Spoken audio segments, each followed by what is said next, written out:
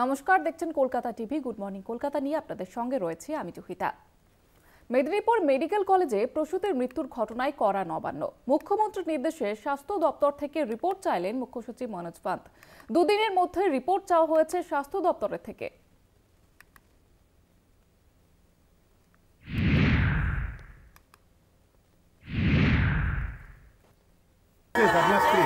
মেয়াদ উত্তীর্ণ স্যালাইন ব্যবহারে প্রসূতির মৃত্যু জানিয়ে মেদিনীপুর মেডিকেল কলেজে তোলপাড় কাণ্ড।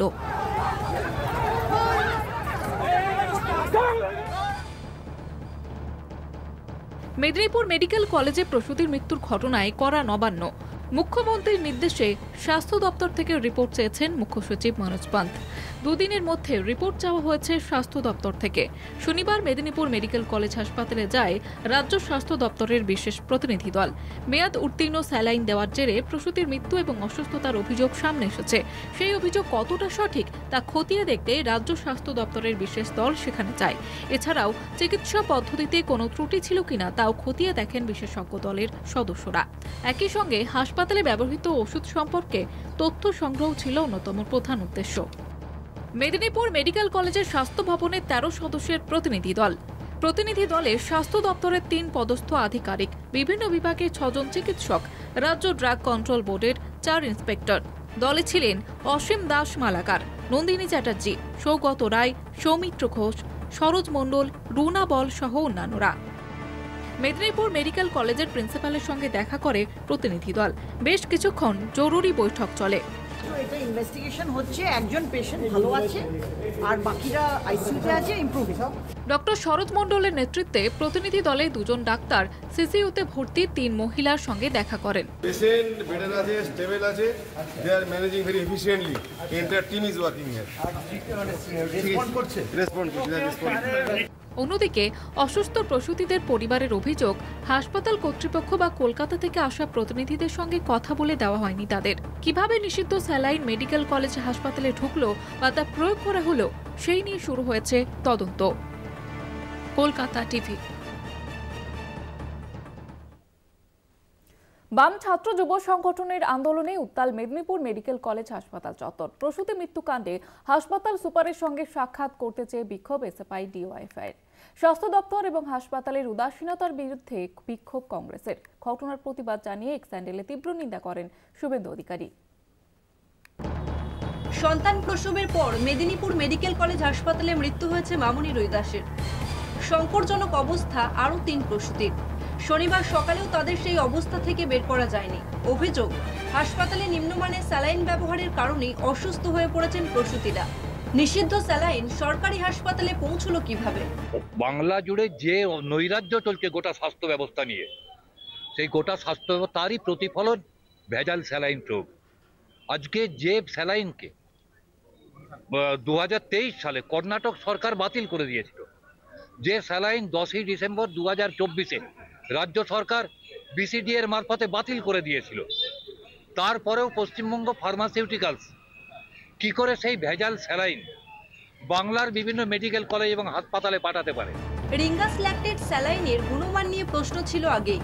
কর্ণাটক সরকার এটিকে ব্ল্যাকলিস্টেড করার পর 10ই ডিসেম্বর রিঙ্গাস ল্যাকটেট স্যালাইনটি উৎপাদন ও সরবরাহ বন্ধের নির্দেশ দেয় রাজ্যের ড্রাগ কন্ট্রোল। তারপরও কি করে সেই স্যালাইন ব্যবহার করা হলো উঠছে প্রশ্ন। আমরা এটাও শুনেছি যে পশ্চিমবঙ্গ ফার্মাসিউটিক্যালস বলে একটা কোম্পানি, তাকে 3 বছর আগে সেই কোম্পানিকে ব্যান করা হয়েছিল।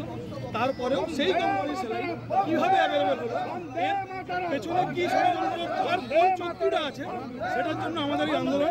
ঘটনার তদন্তে মেদিনীপুর হাসপাতালে একদিকে যেমন পৌঁছেছেন রাজ্যের স্বাস্থ্য দপ্তরের গড়া তদন্ত কমিটির 13 জন সদস্য, অন্যদিকে একই প্রশ্নের উত্তর খুঁজতে হাসপাতাল চত্বরে শনিবার সকালে পৌঁছে গিয়েছিল বাম কংগ্রেস। আরজি করে যে ঘটনা, যেটা স্বাস্থ্য দুর্নীতির চূড়ান্ত যে টিপ অফ দ্য আইসবার্গকে উন্মুক্ত করেছিল, আজকে কিন্তু তারই ধারাবাহিকতায় কিন্তু এগুলো একটার পর একটা ঘটে চলেছে। এবং শুধু মেদিনীপুর মেডিকেল কলেজে নয়, আজকে প্রত্যেকটা মেডিকেল কলেজে, আজকে এনআরএস মেডিকেল কলেজে, কলকাতা মেডিকেল কলেজে, আরজিকর মেডিকেল কলেজে অক্সিটেসিন এবং রিঙ্গার ল্যাকটেট সহ এই যে ওষুধগুলো, এই ওষুধগুলোতে যে রোগীর পার্শ্ব প্রতিক্রিয়া হচ্ছে, এমনকি রোগীরা মারা যাচ্ছে, সেইগুলো কিন্তু আমরা স্বাস্থ্য ভবন পর্যন্ত জানিয়েছি বারবার, কিন্তু এত সত্ত্বেও সেখানে স্বাস্থ্য ভবন থেকে কিন্তু কোনো পদক্ষেপ নেওয়া হয়নি। অভিযোগ, শান্তিপূর্ণ এই আন্দোলনে হামলা চালিয়েছে পুলিশ। মহিলাদের শ্লীলতাহানি করা হয়েছে, পুলিশের মারে অনেকে জখম হয়েছেন।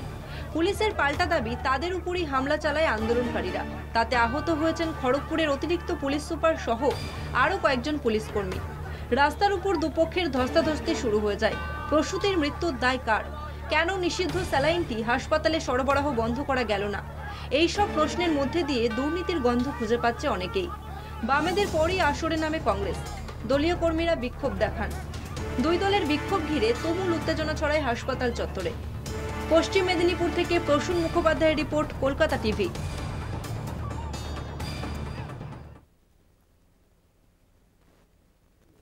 নজরে শান্তনু সেনের সম্পত্তি। রাজ্যের বিভিন্ন জায়গায় রয়েছে এই সম্পত্তি। মূলত কলকাতা এবং দমদম এলাকায় রয়েছে বেশিরভাগ সম্পত্তি। কি করে করলেন এই সম্পত্তি? কি বক্তব্য শান্তনু সেনের?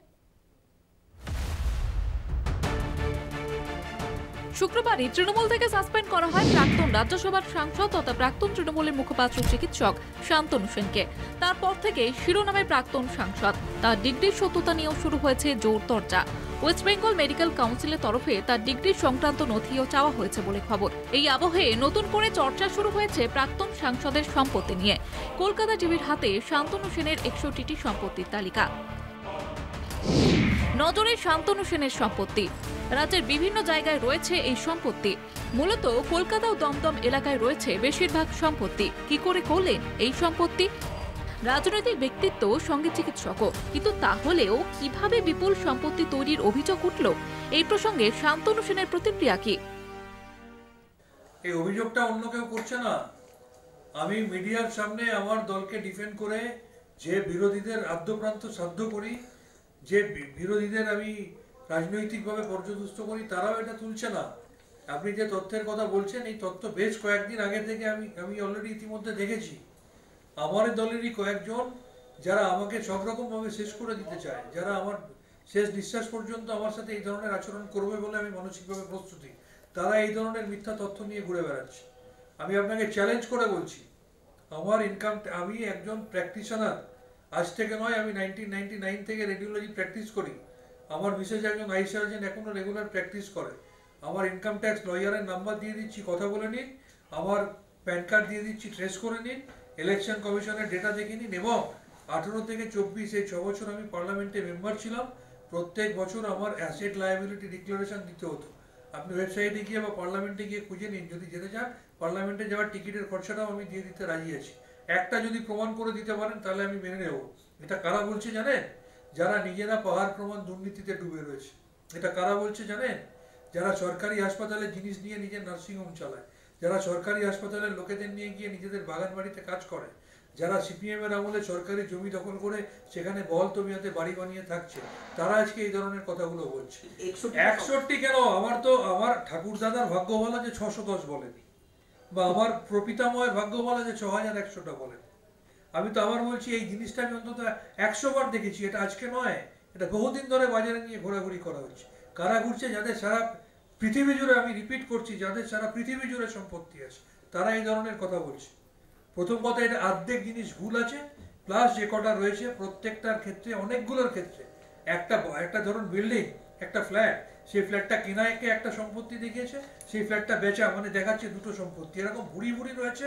এবং আমি বলছি, যে কটা জেনুইন আছে প্রত্যেকটা অফিসিয়ালি ডকুমেন্টেড, প্রত্যেকটার খোঁজ আপনি আমার আইটি রিটার্নে পাবেন, প্রত্যেকটার খোঁজ আপনি ইলেকশন কমিশনের ডেটায় পাবেন, এবং প্রত্যেকটার খোঁজ আপনি আমার যে রাজ্যসভার অ্যাসেট লায়াবিলিটি ডিক্লারেশন, যেটা আমি বিগত 6 বছর ধরে জমা দিয়ে এসেছি, প্রত্যেকটাই পাবেন। এটা আমি বুক চিতিয়ে গর্ব করে বলছি। মানে এগুলো হচ্ছে ফেক ডকুমেন্টস, যেগুলো একই কথা কি বারবার কি কথাটা পাল্টে যাবে? আমি আপনাকে কয়টা কাগজ দেখিয়ে বলবো। আমি আর কোনো কাগজ দেখবো না। যা বলার বলেছি, আমার আপনার ভেরিফাই করানো হলে আপনি করে নেবেন। কলকাতা টিভি।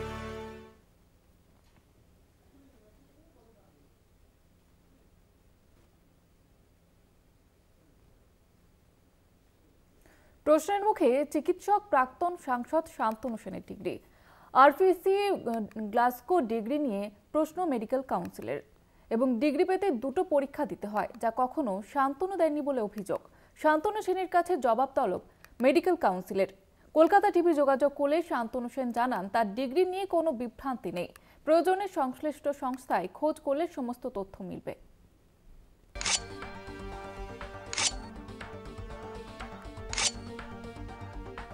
আরও অস্বস্তিতে পড়লেন তৃণমূল নেতা তথা চিকিৎসক শান্তনু সেন। আগেই তার সদস্য পদ কেড়ে নিয়েছিল ওয়েস্ট বেঙ্গল মেডিকেল কাউন্সিল। এবার বিশেষজ্ঞ ডিগ্রি নিয়েও চরম অস্বস্তিতে পড়লেন তৃণমূল নেতা। চিকিৎসক হিসেবে তার যোগ্যতা নিয়ে প্রশ্ন তুলে তার সপক্ষে তথ্য প্রমাণ চাইল মেডিকেল কাউন্সিল। শান্তনু সেনের বিরুদ্ধে অভিযোগ, প্রশ্নের মুখে চিকিৎসক প্রাক্তন সাংসদ শান্তনু সেনের ডিগ্রি FRCP গ্লাসগো ডিগ্রি নিয়ে প্রশ্ন মেডিকেল কাউন্সিলের। FRCP ডিগ্রি পেতে দুটো পরীক্ষা দিতে হয়, যা কখনো শান্তনু দেননি বলে অভিযোগ। শান্তনু সেনের কাছে জবাব তলব মেডিকেল কাউন্সিলের। শান্তনু সেনকে চিঠি দিয়ে ডিগ্রি নিয়ে যথাযথ প্রমাণ দিতে নির্দেশ রাজ্য মেডিকেল কাউন্সিলের। এ নিয়ে প্রাক্তন সাংসদের কি বক্তব্য? আসলে সমস্যাটা হচ্ছে, যারা নামের পাশে ডাক্তার লিখে ডাক্তারের ডটাও জানে না, যারা লাস্ট কবে রোগীর গায়ে হাত দিয়ে সে বলতে পারবে না, যারা নামের পাশে ডাক্তারের ব্যবহার করে রাজনীতি করে পেট চালায়, রাজনীতি করে কোটি কোটি টাকার সম্পত্তি করে, তারা আমাদের মর্যাদা বুঝবে না। যারা আমরা এখনো রেগুলার প্র্যাকটিস করে রোজগার করি, নৈতিক পথে রোজগার করি, তারা FRCPর ফুল ফর্মটাই বুঝবে না। আমি আপনাকে বলে দিচ্ছি, FRCPটা একটা IPD নাম্বার হয়। আমার IPD নাম্বার হচ্ছে 132449। আপনি FRCP গ্লাসগো গুগল আঙ্কেলকে বলুন FRCP গ্লাসগো সাইট খুলে দাও, গুগল আঙ্কেল খুলে দেবে। FRCP ক্লিক করুন, IPD 132449 ক্লিক করুন, সেখানে ডক্টর শান্তনু সেন নামটা আছে কিনা বা আপডেটেড কিনা দেখুন। যদি না থাকে যা শাস্তি দেবেন মাথা পেতে নেব, আর যদি থাকে আপনাদের দায়িত্ব যারা কমপ্লেন করেছে তাদেরকে গিয়ে ধরা যে কেন মিথ্যা অভিযোগ করছে, number 1। Number 2, West Bengal medical কাউন্সিলের রেজিস্ট্রার মানস চক্রবর্তীকে খোঁজ করুন। সমস্ত চিঠি আমার তাকে জমা দেওয়া আছে। এমনকি এটা ওয়েস্ট বেঙ্গল মেডিকেল কাউন্সিলে এনলিস্ট করার জন্য যে অফিসিয়াল ফিস দিতে হয়, সেই ফিস পর্যন্ত আমার অ্যাপ্রক্সিমেটলি 10,000 টাকা জমা দেওয়া আছে। শুধু তাই না, তাকে আমার অথরাইজ করে চিঠি দেওয়া আছে। তিনি চাইলে FRCP গ্লাসগো যে ইউনিভার্সিটি থেকে দেয়, সেই ইউনিভার্সিটিতে আমি ব্ল্যাঙ্ক চিঠি তাকে দিয়ে এসেছি সই করে, যে আপনি চাইলে ভেরিফাই করে নিন যে এই IPD নাম্বারে এটা সত্যি না মিথ্যে। যোগাযোগ করলে জানতে পারবেন যে আমি চিঠি দিয়েছি কিনা, তাতে কি কি লেখা রয়েছে। তাতে আমার FRCPর original certificate, xerox certificate, IPD number, আমার চিঠি, সমস্ত কিছু দেওয়া আছে। এই ওয়েস্ট বেঙ্গল মেডিকেল কাউন্সিলে যিনি মাথায় বসে আছে, তিনি দিনের পর দিন আমাকে মিটিংয়ের চিঠি না দিয়ে তারপর আমার অনুপস্থিতির মিথ্যা কারণ দেখিয়ে সম্পূর্ণ অনৈতিকভাবে তিনি আমাকে মেডিকেল কাউন্সিল থেকে বাদ দিয়েছেন। এবং এই বৈমাতৃসুলভ আচরণের জন্যই আমি চিঠি দেওয়ার পরেও আমার FRCP কোয়ালিফিকেশন এখানে ওয়েস্ট বেঙ্গল মেডিকেল কাউন্সিলে এখনো তারা এনলিস্ট করছে না। আমার অফিসিয়াল ফিস পর্যন্ত জমা দেওয়া আছে, কিন্তু এখানে যতক্ষণ না এনলিস্ট করছে NMC-তে, ততক্ষণ সেটা রেসিপ্রোকেটেড হচ্ছে না। রিয়া মাঝির রিপোর্ট, কলকাতা টিভি।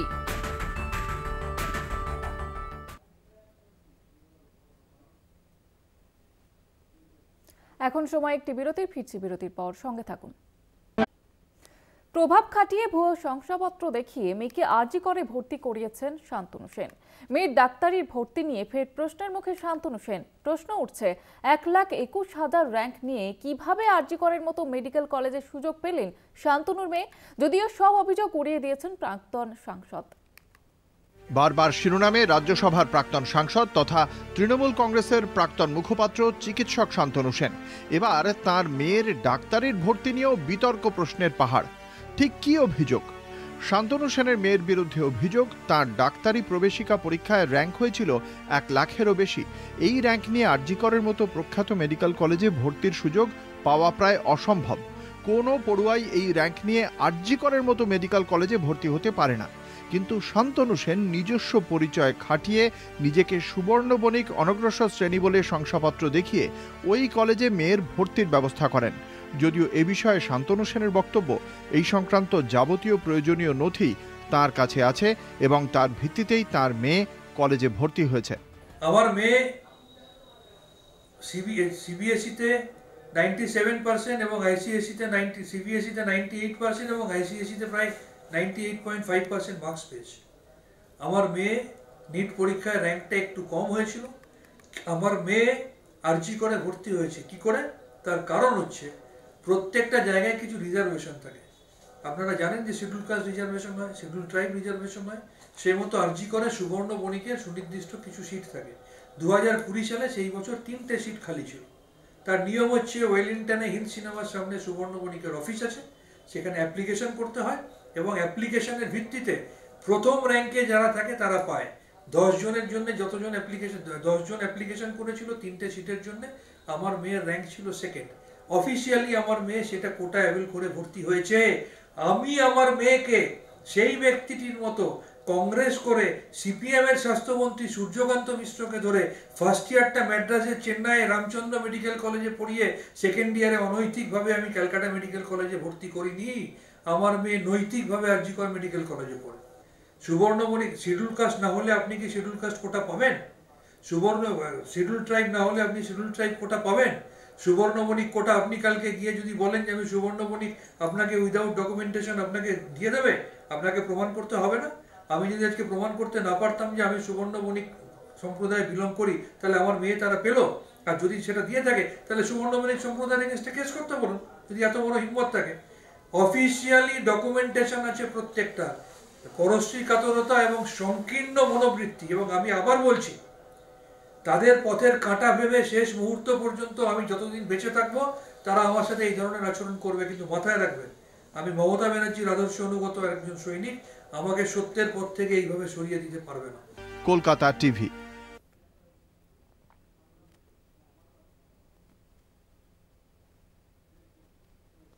সময় এখন আরো একটি বিরতি, ফিরছে বিরতির পর সঙ্গে থাকুন। আগে বলেছিলেন তার জন্ম জৈবিক প্রক্রিয়ায় হয়নি, তিনি ঈশ্বর প্রেরিত। এবার সম্পূর্ণ উল্টো সুর গাইলেন প্রধানমন্ত্রী নরেন্দ্র মোদী। তিনি মানুষ, তার ভুল হয়। সম্প্রতি এক সাক্ষাৎকারে এমনই মন্তব্য করেছেন মোদী। বিরোধীদের কটাক্ষের মুখে পড়ে সুরবদল, উঠছে প্রশ্ন। পরমাত্মা প্রেরিত নন, তিনিও মানুষ। 8 মাস পর মোদীর উলটপুরাণ। তিনি মানুষ, ভুল তাঁরও হয়, স্বীকারোক্তি প্রধানমন্ত্রী। গত বছরের জানুয়ারি মাসে লোকসভা ভোটের আগে ঘটা করে অযোধ্যার রাম মন্দির উদ্বোধন করেন প্রধানমন্ত্রী। সেই উদ্বোধনী অনুষ্ঠানে ধর্মীয় আচার আচরণ কিছুই বাদ রাখেননি মোদী। সমস্ত শুদ্ধাচার পালন করেন তিনি। মে মাসে লোকসভা ভোটের আগে সংবাদ সংস্থা এএনআইকে এক সাক্ষাৎকার দেন মোদী। সেখানেই তিনি বলেন, তাঁর জন্ম যে জৈবিকভাবে হয়নি সে ব্যাপারে তিনি নিশ্চিত। পরমাত্মা কোনো একটি বিশেষ কাজ সম্পন্ন করার জন্য তাঁকে পাঠিয়েছেন। मैं जो कन्विंस हो चुका हूं, मैं खुद कन्विंस हो चुका हूं, मुझे दुनिया को कन्विंस करने की जरूरत नहीं है। परमात्मा ने मुझे भेजा है, परमात्मा ने मेरे से काम लेना तय किया है। ये ऊर्जा भी परमात्मा देता है, प्रेरणा भी परमात्मा देता है, पुरुषार्थ करने की दिशा भी परमात्मा देता है। ये सब कुछ ऊपर वाले की कृपा। মোদির এই পরমাত্মা তত্ত্ব নিয়ে তখন বিরোধী রাজনীতিকরা হাসি ঠাট্টা করেছিলেন। কংগ্রেস সহ তা বড় বিরোধী নেতারা কথায় কথায় মোদির এই পরমাত্মা তত্ত্বকে ব্যঙ্গ করতেন। Prime Minister, of course, who has a direct connection with God, speaks directly to God. Paramatma speaks to Modi ji's Atma directly. তবে তাতে তিনি দমে যাননি, ওই তত্ত্বেই তিনি অনড় ছিলেন।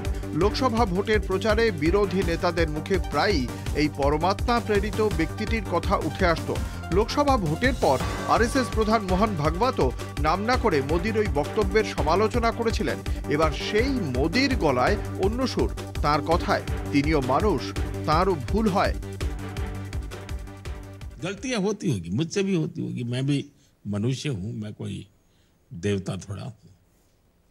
मनुष्य हूं तो गलती होती है, बद इरादे से गलत नहीं करूंगा, ये मेरे मन का रहा है। জেরোদার অন্যতম কর্ণধার নিখিল কামাথের ওই পডকাস্টেই কথায় কথায় এই মন্তব্য করেন মোদি। সম্প্রতি শিল্পপতির ওই পডকাস্টে অতিথি হিসেবে অংশ নিয়েছিলেন তিনি। সেখানেই এই মন্তব্য শোনা যায় মোদির মুখে। মোদির এই মন্তব্যকে অনেকেই লোকসভা ভোটের আগে করা তাঁর মন্তব্যের সঙ্গে জুড়ে দিয়েছেন। মোদি নিজেও জানতেন লোকসভা নির্বাচনের আগে করা তাঁর মন্তব্যে বিতর্ক ছড়াতে পারে। বিতর্ক হয়েওছে বটে, কিন্তু পরমাত্মা ইস্যুতে হাজার আলোচনা সমালোচনার মাঝেও নিজের মন্তব্যে অনড় থেকেছেন তিনি। কিন্তু 7 মাস পর কেন এই উলটপুরাণ, সে নিয়ে প্রশ্ন ওঠার সঙ্গে সঙ্গে মোদির এই নতুন মন্তব্য নিয়ে শুরু হয়েছে কটাক্ষ। भगवान भगवान होता है। एक बार जब किसी ने घोषित किया कि ये भगवान का अवतार है तो इंसान कैसा बन जाता है? हाँ, आप मुझे बताइए। ब्रह्मदेव इंसान है क्या? नहीं, वो भगवान है। विष्णु भगवान है, वो विष्णु के 13वें अवतार है।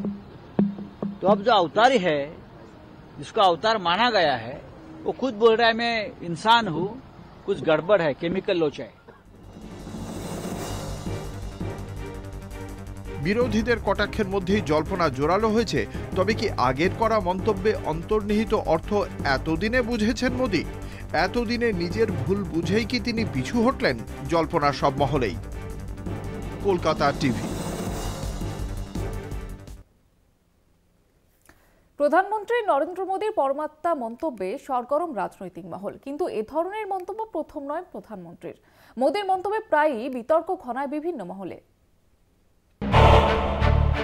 প্রধানমন্ত্রী নরেন্দ্র মোদীর বিভিন্ন সময়ের বিভিন্ন মন্তব্যে বিতর্ক উস্কে উঠেছে। তিনি দাবি করেন বাবা মারা যাওয়ার পর গুজরাটের ভাটনগর স্টেশনে চা বিক্রি করে সংসার চালাতেন। কিন্তু প্রশ্ন ওঠে, যে সময় তিনি চা বিক্রি করতেন সেই সময় আদৌ কি ভাটনগর স্টেশনের কোনো অস্তিত্ব ছিল? বিখ্যাত ইউটিউবার তথা অভিযাত্রী বেয়ার গ্রিলসের একটি শোয়ে যান প্রধানমন্ত্রী নরেন্দ্র মোদী। সেখানে গিয়ে মোদী দাবি করেন শৈশবে তিনিও একটি কুমির পোষার জন্য বাড়িতে নিয়ে যান। তিনি দাবি করেন একবার বন্ধুদের সঙ্গে শর্মিষ্ঠা সরোবরে গিয়ে সেখান থেকে একটি কুমিরের বাচ্চাকে ধরে নিয়ে বাড়িতে আসেন তিনি। সেই সময় তার মা হীরাবেন মোদী তাকে বোঝান মা আর বাচ্চাকে আলাদা করলে কি কষ্ট হয়। নরেন্দ্র মোদী মায়ের কথা বুঝে ওই কুমিরের বাচ্চাটিকে ফের সরোবরে ছেড়ে আসেন। প্রধানমন্ত্রী এই মন্তব্যের সত্যতা নিয়ে তুমুল চর্চা চলে। শৈশবের বিভিন্ন ঘটনা নিয়ে মোদীর নানান মন্তব্যের একটি হলো তার জুতো নিয়ে। অভাবের কারণে নাকি জুতো কেনার মতো টাকাও ছিল না তার। একবার তার মামা তাকে একটি সাদা জুতো কিনে দেন, কিন্তু সে জুতো পালিশের টাকা ছিল না, কিন্তু সাদা জুতো নোংরা হতো। সেই সময় তিনি ফেলে দেওয়া ছোট চকের টুকরো কুড়িয়ে গুঁড়ো করে পেস্ট করে তার জুতোয় লাগাতেন। শুকিয়ে গেলে জুতোর সাদা রং ফেরত আসতো। এই মন্তব্য নিয়েও সংশয় রয়েছে অনেকের। বাংলাদেশের 50তম স্বাধীনতা বার্ষিকীতে ঢাকা সফরে গিয়ে প্রধানমন্ত্রী দাবি করেন তিনি বাংলাদেশের স্বাধীনতা সংগ্রামের সমর্থনে সত্যাগ্রহে অংশ নেন এবং তার জন্য জেলও খাটেন। প্রধানমন্ত্রী এই দাবি সেই সময় একটি বিতর্কের সূত্রপাত করেছিল। মোদীর বিরোধীরা তার দাবির সত্যতা নিয়ে প্রশ্ন তুলেছিল। শেষ অবধি ঝুলি থেকে বিড়াল বেরোয়। মোদীর অংশে নেওয়া, জেল খাটা ও মুক্তির বিষয়ে বিশদে জানতে একটি আরটিআই এর জবাবে প্রধানমন্ত্রী সচিবালয় জানিয়েছে যে সে বিষয়ে তাদের কাছে কোনো তথ্য নেই। প্রধানমন্ত্রীর সর্বোচ্চ শিক্ষাগত যোগ্যতা, তিনি রাষ্ট্রবিজ্ঞানে এমএ ডিগ্রিধারী। আরটিআই অ্যাক্টিভিস্টরা প্রধানমন্ত্রীর নম্বর জানতে চেয়ে চিঠি পাঠান। অজস্রবার এই প্রশ্নে জেরবার হয়ে প্রধানমন্ত্রীর কার্যালয় অবশেষে জানিয়ে দিয়েছে তাদের কাছে এর কোনো রেকর্ড নেই। ফলে সব মিলিয়ে নরেন্দ্র মোদীকে কেন্দ্র করে বিতর্কের তালিকা বেশ লম্বা, তা বলাই যায়। প্রতিটি ঘটনায় নিজেকে মহান প্রমাণ করার চেষ্টায় থাকেন তিনি, তাও দাবি রাজনৈতিক মহলের। কলকাতা টিভি।